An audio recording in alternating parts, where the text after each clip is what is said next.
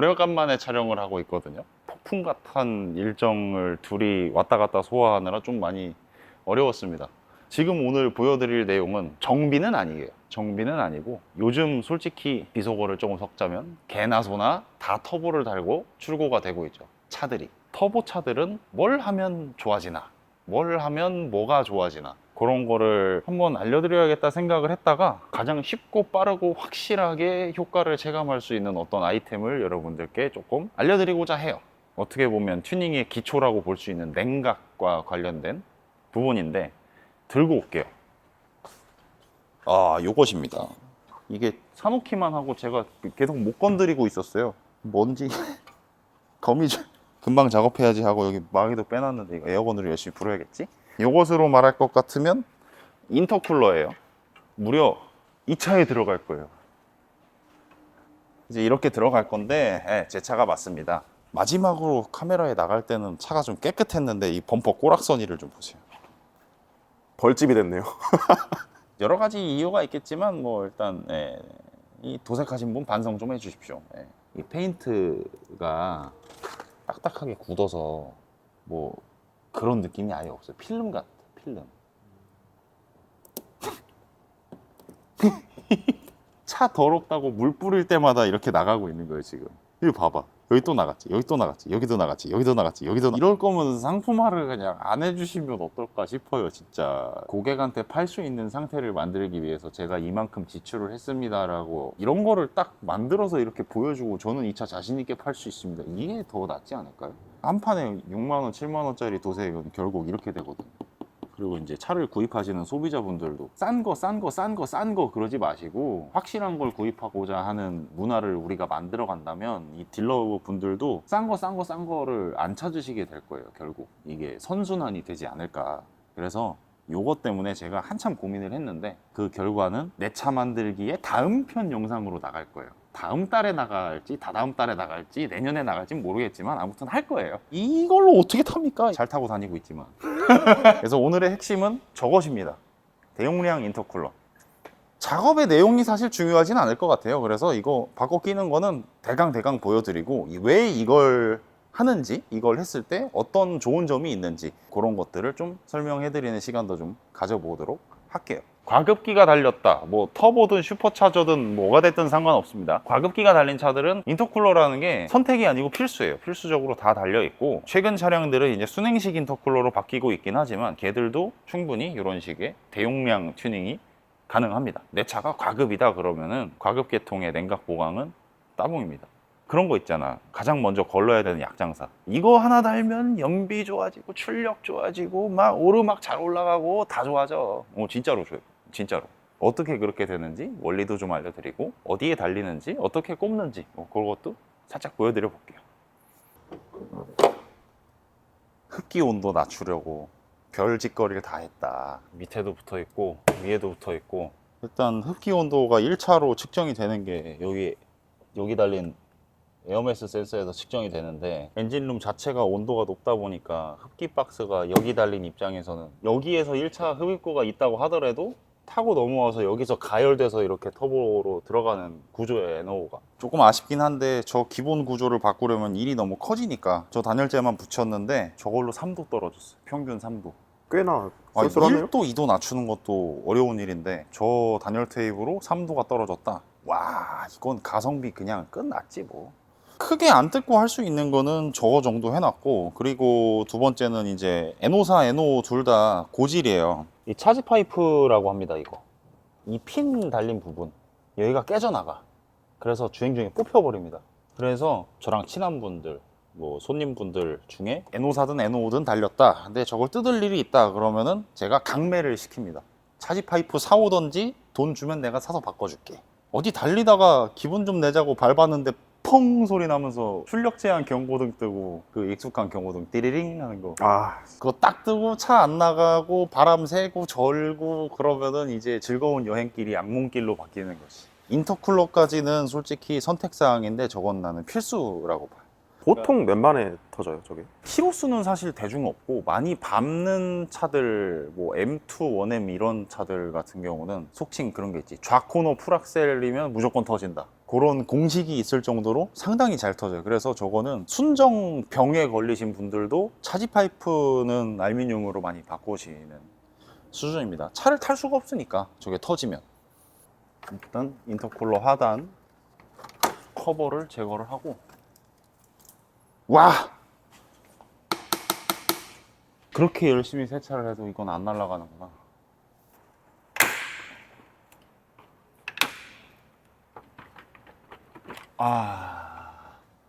뭔가 잘못 걸렸다. 한 번에 빠지질 않네.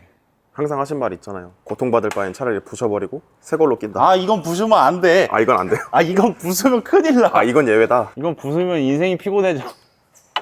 뭐가 자꾸 부러지는 소리가 나지만 지금 아무것도 부러지고 있지 않습니다.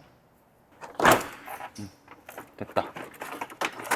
자, 이렇게 하면 인터쿨러가 빠집니다. 자, 비교를 쉽게 하기 위해서 일단 전면부 같은 경우는 너비는 같아요. 근데 위로 지금 코어 요만큼이 더 있죠? 키가 뒤에서 봤을 때 일단 메인 코어 자체도 한 겹이 더 있어요. 버려지는 공간을 활용하기 위해서 2단 코어로 위에 더 올라와 있어요. 이렇게 전체적인 용량 자체가 꽤 상승이 되고, 그리고 앞에 투영 면적이 더 넓어졌다. 이런 차이. 일단 튜닝을 조금 해보신 분들 같은 경우는 쉽게들 말씀하시는 게, 인터쿨러가 너무 커지면 터보차저가 이 공간을 채우고 나서 부스트 압이 형성이 되기 시작하기 때문에 리스폰스가 늦어지고 터보 렉이 심해진다라고 말씀을 하세요. 근데 그것은 틀렸습니다.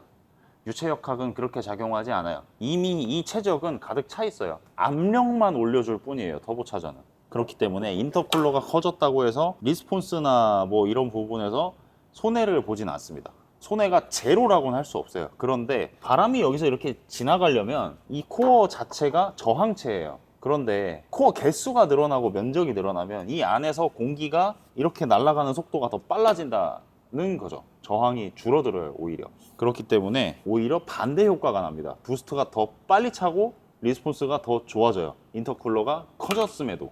이거는 직접 경험을 해보지 않으면 잘 이해가 안 가시는 부분일 수 있지만, 최근에 올라오는 영상들에도 그렇게 말씀을 하시는 분들이 계시더라고요.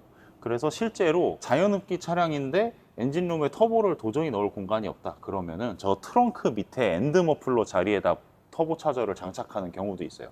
그 차들 같은 경우는 파이프가 일단 뭐 이 차는 5m예요. 파이프가 5m를 와야 되잖아. 이 흡기 라인 공간이 넓어져서 부스트가 늦게 찬다. 그러면은 파이프 길이가 5m나 되고 이런 인터쿨러가 앞에 달려있으면 그 차는 부스트가 내일 뜨겠네? 벌써부터 말이 안 되잖아. 그게 안 되는 거면 그런 방식의 튜닝이 생겨났을 리가 없어요. 새로운 지식으로 여러분들이 습득을 하셨으면 좋겠습니다. 잘 있어, 순정. 자, 일단 이놈을 에어건으로 한번 불고 올게요. 뭐 하시는 거예요? 배송 오면서 박스가 파손되면서 코어가 때려 맞았어요. 바람이 이렇게 지나가야 되는데 입구부터 막혀 있으면 바람이 못 지나가잖아. 이렇게 하면은 이렇게 카메라엔 안 보이겠지만 난 카메라가 보인다고. You can see me. 지금 여기 앞에 우레탄 패드도 하나 장착을 했어요. 왜냐면은 두께가 조금 두꺼워지기 때문에 여기 에어컨 컨덴서랑 접촉을 얘가 하게끔 되거든요. 근데 컨덴서랑 이랑 직접 부딪히게 되면 컨덴서에 손상이 생길 거고, 여기 보면 순정 인터쿨러도 이미 갈아먹었거든요. 여기 간섭. 이러다 보면 컨덴서가 터져서 에어컨 가스가 누출이 되고 에어컨이 안 나오고 짜증나고 화나고 열받고 해줘야겠죠?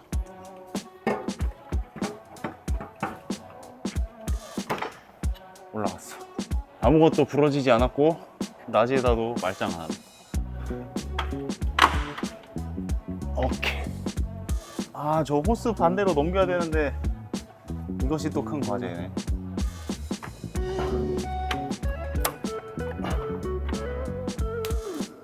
내가 완제품을 사서 왜 이래야 되는지 모르겠네, 진짜.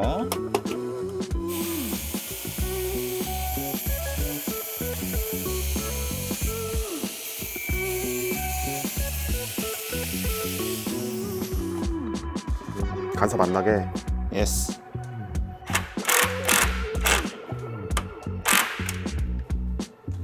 됐어, 정착 완료.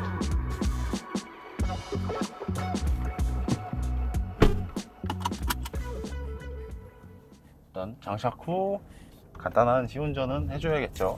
집에 가는 길에 갑자기 노란색 체크등 뜨고 이러면 안 되니까. 달라요? 벌써 달라? 사기치는 것 같은데 이러면? 다르네. 달라. 구체적으로 말해줘요. 잘못 느꼈나 하고서 여기 지금 흡기 압을 봤는데 악셀을 밟자마자 바로 1바까지 올라오지 않았었거든요. 그러니까 이게 무슨 얘기냐면 우리 대기압은 1바예요. 1바 킬로파스칼로 100킬로파스칼이에요. 이게 1바 대기압입니다. 근데 이 차 같은 경우는 밸브트로닉이 달렸기 때문에 흡기 매니폴드 압력이 항상 1바예요. NA 상태. 그리고 악셀을 깊게 밟아서 부스터가 걸리면 1바에서 쭉 올라가고, 지금 얘는 이제 스테이지 2 작업이 되어 있기 때문에 1.2바, 1.3바까지 사용합니다. 근데 악셀에 발을 갖다 대자마자 요 맵 센서가 100으로 딱 떠요. 밟지 않을 때. 그러니까 아이들링 상태일 때는 95kpa 정도 나오거든요. 지금 95야. 근데 전에는 출발을 해서 RPM이 상승을 어느 정도 해야지 100으로 제로로 맞춰졌었단 말이지. 지금은 악셀 밟고 출발하자마자 바로 100. 공기가 그만큼 잘 온다는 얘기예요. 엔진이 흡입을 하는 데 있어서 저항이 안 걸린다. 그리고 지금 수치가 평소보다 1, 2kPa 정도 계속 높아요. 흡기 온도로 따지면 계기판에 찍히는 현재 외기 온도보다 13도에서 14도 정도 높았었는데 샵 마당에서 나올 때부터 계속 플러스 10도예요. 35도. 현재 외기온 25도. 가옥주행은 하지 않았지만 정상 수온에 모든 게 정상인 조건이기 때문에 지금 1도 내려갔지. 아마 뭐 90km, 100km 고속 항속이면은 더 차이가 많이 날 것 같아. 평소 흡기 온도가 대기온 대비 13, 14도 플러스였다면 지금 9도 플러스니까 몇 도 떨어진 거야? 5도 떨어진 거네. 지금 에어컨도 켜있네. 에어컨 끄면 더 내려가겠네. 개꿀. 완전 다르네. 터보렉이 확 없어졌어. 출력이 다른데? 진짜 이거 가성비 쩐다니까. 전에는 55도에서 60도까지 오르면 악셀 띄고 있어도 안 내려갔거든. 1도 뭐 이런 식으로 천천히 내려갔었는데 지금은 악셀 띄자마자 툭툭툭툭툭툭 이렇게 떨어집니다. 그러면은 다시 재가속을 할 때 훨씬 더 시원한 공기로 재가속을 한다는 거고, 차가운 공기는 밀도가 높기 때문에 터보차저가 똑같은 속도로 스풀업이 되더라도 부스트압 자체는 더 빨리 찰 수 있다. 흡입 공기의 온도는 디젤차 빼고는 낮으면 낮을수록 좋아요. 요즘은 LPG 차들도 액상 분사 방식이기 때문에 흡기 온도는 낮으면 낮을수록 좋거든요. 요새는 또 LPG에 터보도 달아서 나와. 아이들링 상태에서 원래 95였어요. 95, 96으로 지금 변화가 있고, 그리고 단순히 이제 속칭 후가시.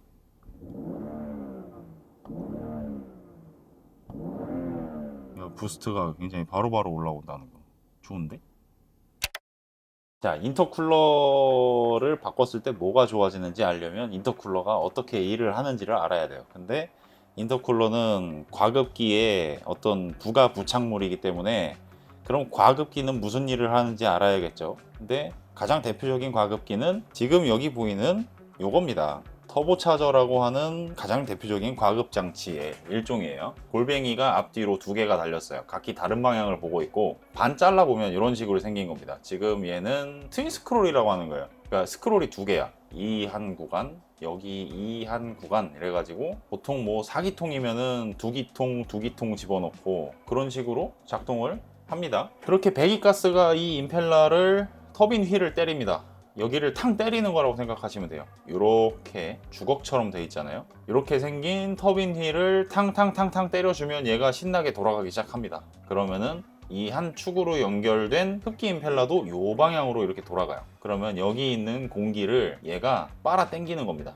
슝 회전하면서 이쪽 방향으로 뱉게 돼요. 다시 원래 그림으로 가서 얘가 이렇게 돌면서 바람을 빨아먹기 시작하면 슈 돌아서 이렇게 나간다. 그럼 그 나간 공기가 스로틀 바디를 향해서 슝 날아가서 매니폴드에서 각 실린더로 촥촥촥촥 들어가서 연소를 도와준다. 이게 터보차저의 기본 개념이에요. 근데 단순히 공기를 많이 채운다가 아니고 압력을 만들어줍니다. 대기압 1바보다 더 높은 압력. 높은 압력은 무슨 뜻이냐? 자연 흡기 상태의 엔진이 한번 쭉 빨아당길 때 500cc까지 빨아당길 수 있다라고 생각하면 터보차저로 1바를 추가로 넣어주면 곱하기 2가 되는 거예요. 엄밀히 따져서 부스트 1바라고 해서 대기압 1바일 때의 흡기량보다 2배가 정확히 들어가는 건 아니에요. 그냥 이해가 쉬우시라고 그렇게 말씀드린 거고, 그러면 200마력짜리 자연흡기 엔진에다가 부스트 1바를 태우면 300마력을 넘어서 거의 뭐 400마력 가까이 출력이 나와버리는 겁니다. 곱하기 2에 가까운 수치가 나온다고 했으니까 실제로는 한 350, 360 나와요. 조금 더 이해를 쉽게 하기 위해서 애니메이션을 하나 찾아놨습니다. 좀 답답하니까 재생 속도를 1.5배 확 태워버려. 여기 엔진 비스무리한 게 있어요. 흡입 공기가 쭉쭉쭉쭉 들어갑니다. 엔진이 신나게 돌고 있고, 흡기 쪽 휠을 컴프레서 휠이라고 하는데 얘가 쭉쭉쭉 돌아서 공기가 날아가서 엔진의 흡입구, 흡입 포트로 하나하나씩 들어가고 있죠. 자, 이제 배기 쪽. 아, 이거 만든 사람 때리고 싶다. 이거 슈퍼차저잖아.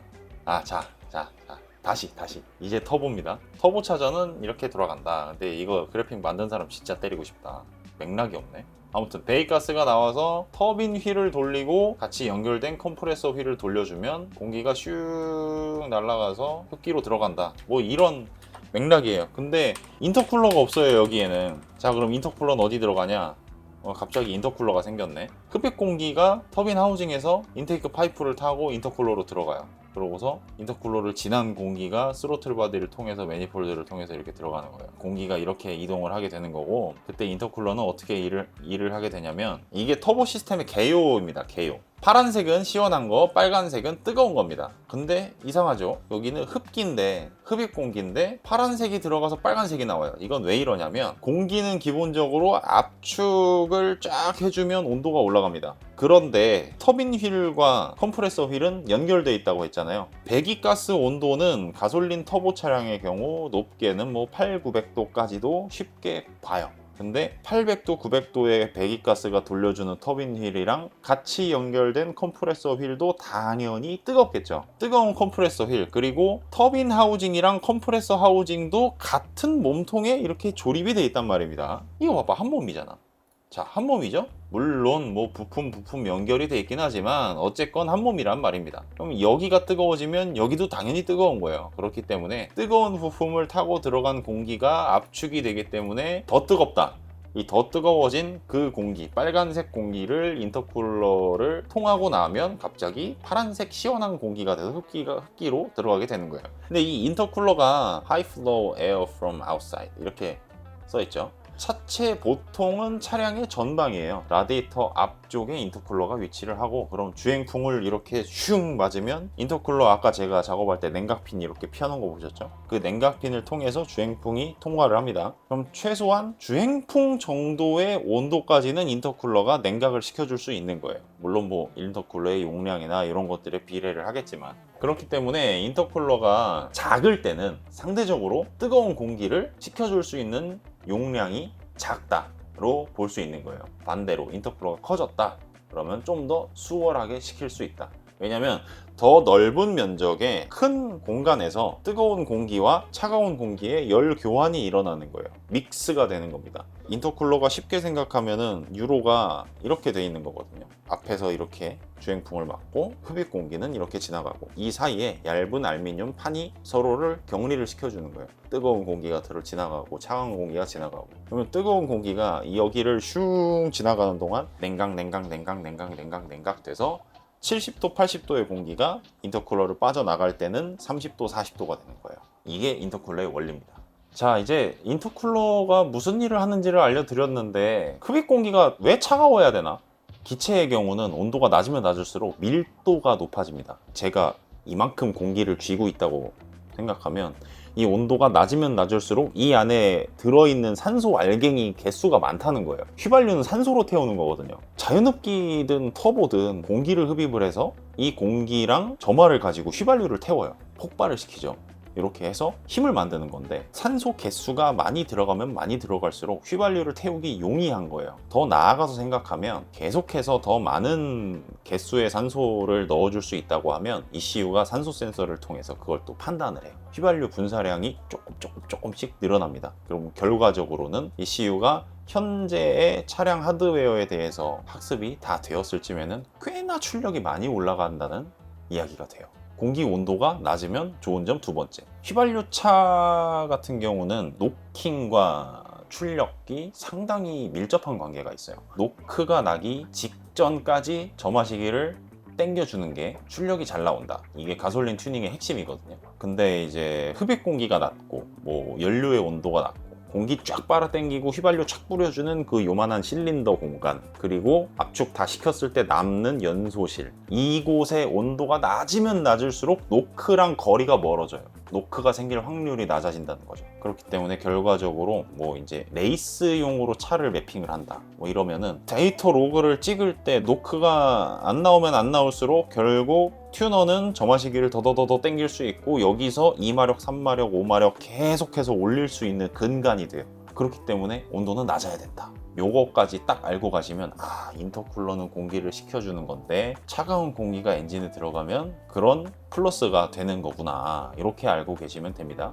그러면은 이제 그 증거를 제가 보여드릴게요. 지금 NO 다이노그래프 같은데 대용량 인터쿨러 전후 최대 마력은 376마력에서 397마력이 됐고 최대 토크는 438N에서 471N으로 올라갔습니다. 곱하기 10% 하면 킬로로 환산이 얼추 되거든요. 44kg 토크가 나오는 차량이었는데 47.2kg로 토크도 상승이 됐다. 376마력에서 397마력이면 20마력 상승이네, 거의. 근데 20마력이면 체감이 될 수 있는 수치예요. 이게 천천히 10% 정도의 상승 혹은 하락을 사람이 느낄 수 있고, 갑자기 일어나는 상승 혹은 하락은 5% 정도면 충분히 느낍니다.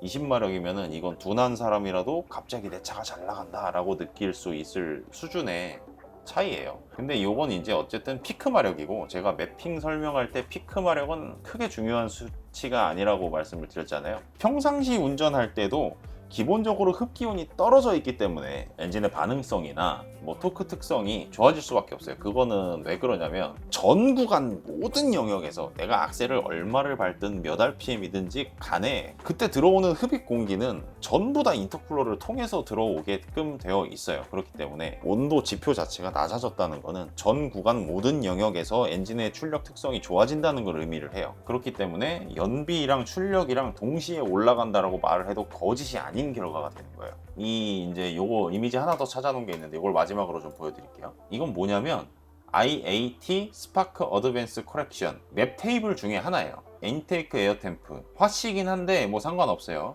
온도가 낮고 온도가 높고 낮은 온도에서 쭉 올라가는 겁니다. 그리고 요거는 실린더 에어 매스, 그냥 부하량이에요. 이제 부하량에 따라서 점화시기를 얼마나 진각 지각을 해줄 거냐. 흡기 온도가 높아지면 높아질수록 마이너스 2도, 마이너스 4도, 6도, 8도, 12도, 14도, 16도 이렇게 올라가요. 흡기 온도가 뜨거우면 뜨거울수록 점화시기가 뒤로 미뤄진다는 얘기인데, 점화시기 1도에 따라서 심하게는 막 10마력 이상 차이가 나는 엔진도 있다고 제가 말씀을 드렸죠. 그렇기 때문에 뜨거운 한여름에 에어컨 틀고 시내 주행하고 막 이러면은 흡기 온도는 한없이 계속해서 올라가고, 그때마다 차가 둔하고 안 나가고 연비가 쭉쭉 떨어지는, 그리고 뭐 당연히 엔진에도 안 좋겠죠. 흡기 온도가 낮아지면 연소 온도도 내려가고 엔진 오일이 열을 덜 받고 냉각수도 열을 덜 받고 백익무해예요. 백익무해. 아무튼 간에 흡기 온도는 낮으면 낮을수록 좋다. 그렇기 때문에 상식적인 튜닝 범위 안에서 비교적 가볍게 접근할 수 있는 방법 중에 여러분들 차량의 컨디션 상승이 체감될 만한 가장 쉬운 아이템이 인터쿨러 업그레이드예요. 사실상 그거랑 병행해서 진짜 콜드 에어 인테이크, 직역하자면 찬 공기 흡기 진짜 콜드 에어 인테이크를 구성해서 장착할 수 있다면 그것도 굉장히 크게 도움이 될 거예요. 제가 인터쿨러를 직접 업그레이드를 해드렸던 분들 이야기를 들어보면 되게 꽉 찬 느낌이 난다는 얘기를 많이 하세요. 초기 악셀부터 풀악셀까지 되게 뭔가 두터워진 느낌이 난다는 이야기들을 꽤 하시거든요. 그리고 이제 좀 많이 부드러워졌다. 그러니까 인터쿨러가 커졌으니까 리스폰스가 느려졌을 줄 알았는데 리스폰스도 빨라지고, 그러니까 소위 악셀빨이 좋아졌다, 이런 이야기들을 굉장히 심심찮게 들을 수 있었거든요. 그렇기 때문에 이거 제가 이거 진짜 좋아진다니까요 이렇게 안 해도 이미 정평이 나 있는 아주 기초적이고 간단하고 쉬운 튜닝이에요. 국산 수입이 아니고 터보 차저가 달린 차면 디젤, 가솔린 할 거 없이 다 해당이 됩니다.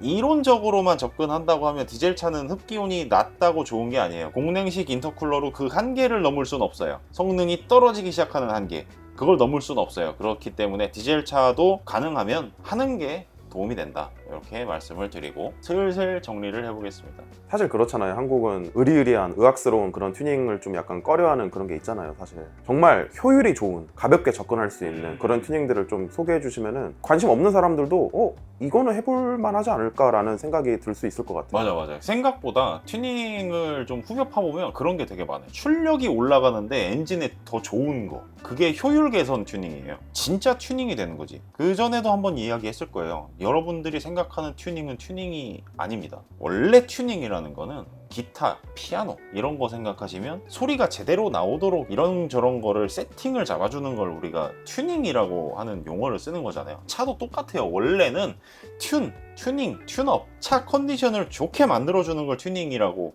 하는 게 원래 정석이에요. FM 용어예요. 근데 이제 코리안, 콩글리시가 튜닝을 모든 걸 다 커버해버렸다, 이렇게 됐죠. 랩핑은 튜닝이 아니거든요. 출력이 좋아진다는 건 결국 운전하기가 되게 편해진다는 거예요. 즐거워진다는 거고. 근데 결과적으로 이게 연비도 좋아지고 엔진의 컨디션도 좋아진다, 이런 내용들이 꽤 있어요. 혹시 뭐 제 차에 호작질 하다가 딱 떠오르거나 하는 게 있으면 여러분들께도 좀 같이 공유를 해드리는 컨텐츠를 지속적으로 한번 해보고 싶지만 이게 얼마나 나올지 모르겠어요. 아무튼 노력은 해보겠습니다. 자, 그러면은 인터쿨러 편은 여기서 얼추 한번 맞춰볼게요.